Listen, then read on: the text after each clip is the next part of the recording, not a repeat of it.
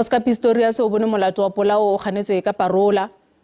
Boto ikarabellang go merero ya parola ya ditirelo tsa kgopololo e ganne go golola Pistorius ka parola ka ntlha ya fa e bega fa a ise a konesetse dingwaga tse di lekanyeditsweng go kgolegelong.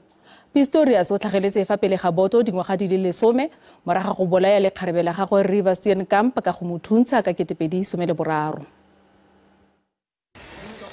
Go lebega fa Ditheetso tse di ka ga go gololwa ka parole ga Oscar Pistorius di ne di sa tshwanelwa ke go tshwarwa.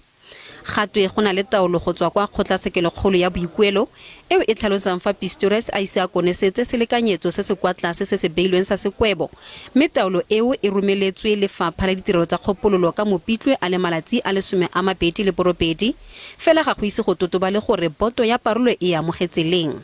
There are other interventions that must be made, but they must also give it a period to say within 6 months or 12 months, the file must be brought back for them to look into it once more. Moitseanape wa semolao a re go a makatsa gore tshedimosetso e ne e sa buisanelwa ka nako.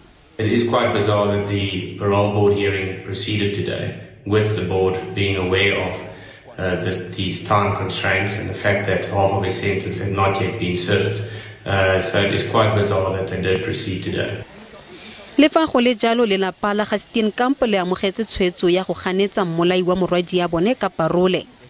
They don't feel that he should be released. They feel that he has shown no remorse. He's not rehabilitated because if he had been, he would have come clean and told the true story of what happened that night.